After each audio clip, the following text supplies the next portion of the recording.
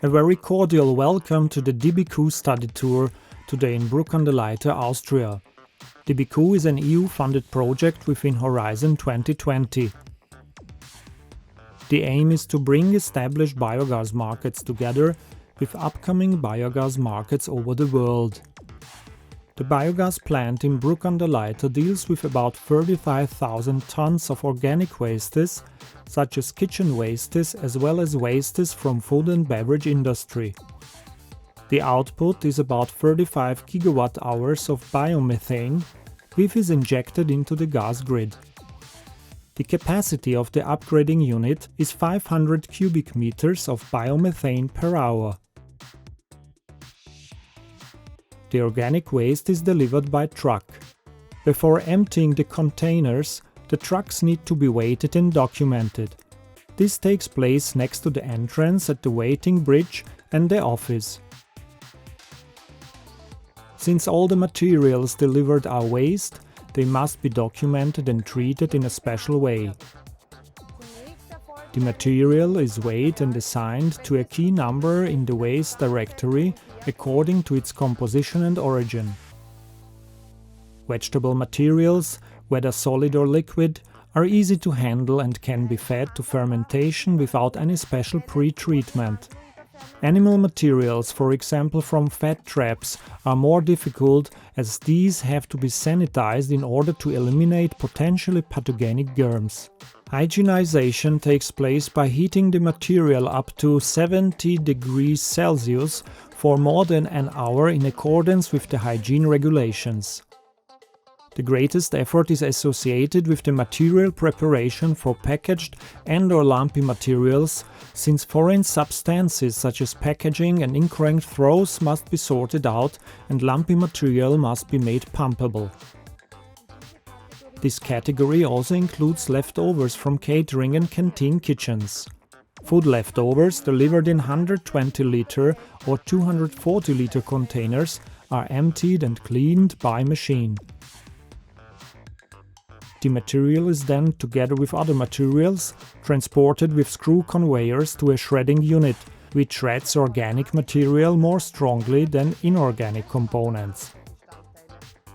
With the addition of liquid, the organic component is then made pumpable, while packaging components or contaminants, such as plates or cutlery, are discharged and disposed of via a sieve with a subsequent press.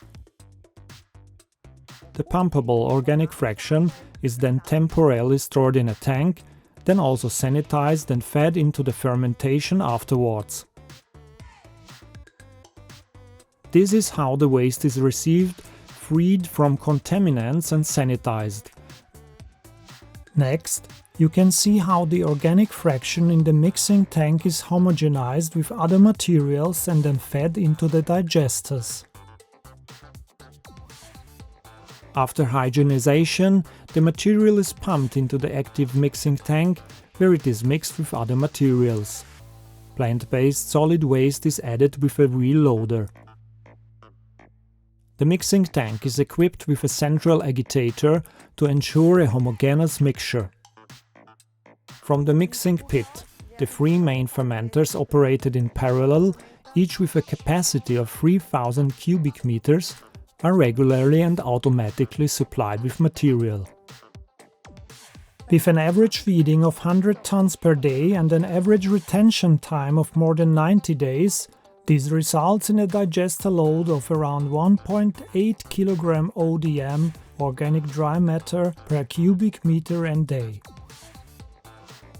The main fermenters are also equipped with a vertically arranged central agitator. This runs continuously at a slow speed. The heating to around 38 degrees Celsius takes place via a heating coil with hot water. The majority of the biogas is produced in these fermenters, which consists of 64% to 67% methane and 33 to 36% CO2, as well as other gases in small proportions. Both post-fermenters are each equipped with a double-membrane gas storage tank, which is connected to the main fermenter on the gas side. This means that up to approximately 5,000 cubic meters of biogas can be temporarily stored. The organic matter is broken down further in the two post-fermenters, each with a capacity of 5,000 cubic meters, and the digest state is also temporarily stored. Before it is applied to agricultural land, any contaminants are separated from the digest state with a sieve. It is a full-fledged organic fertilizer.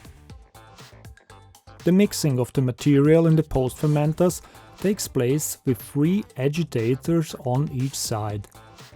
In order to be able to remove suspended matter, such as earth or sand, from the containers, these must be emptied at regular intervals and the contaminants sucked out. We clean a container every year in order to keep the amount of suspended matter per cleaning process as low as possible and thus prevent any process disruptions. After fermentation, the biogas is processed so that it can be fed into the existing natural gas network. Here in the biogas upgrading unit, the gas is first desulfurized and dried and then purified using membrane technology. The composition is checked via gas chromatography before it is fed into the gas network. The biogas produced in the fermenters is fed to the gas processing unit via stainless steel pipes. In order to be able to guarantee a permanently reliable and trouble-free operation of the gas preparation, the gas must be as free as possible from other undesirable gas components before the CO2 is separated off. So, the gas preparation is of the utmost importance. In the first step, the hydrogen sulfide is removed from the gas in the chemical scrubber, with the help of hydrogen peroxide and caustic soda to set the correct pH value. The sulfur is oxidized, turns into the liquid phase and is fed into the post-fermenter via the internal canal system. The desulfurized biogas then flows through a droplet separator to a heat exchanger, which functions as a refrigeration dryer and is operated with cold water, generated in a refrigeration machine. This reduces the temperature of the gas to around 4 degrees Celsius in order to be able to condense out as much moisture as possible. The dried gas is then passed through an activated carbon filter in order to remove further undesirable gas components from the biogas. The next step is compression to 5 to 8 bar, depending on the gas composition and quantity. The gas is then dried again, reheated and passed through various filters. Now the actual gas processing takes place with the help of selective membranes, which enable a separation of the CO2 and thus a concentration of methane to over 98%. In order to be able to feed the biomethane produced into the public gas network, the parameters specified by the network operator must be adhered to. These are above all compliance with the minimum methane content 97%, the maximum CO2 content 2%, and the limit values for sulfur, nitrogen, oxygen and calorific value. In order to ensure compliance with these parameters, and thus the grid feed-in, the biomethane is examined for its composition with the aid of a gas chromatograph. If the quality requirements are met, the valves for the gas feed are open, otherwise the gas has to be fed back into the process. Thanks for joining the virtual DiBiCoo study tour. We hope you got interesting information about organic waste treatment for fertilizer and biomethane production in Bruck an der Leitha. Please have a look at our homepage and have a nice day.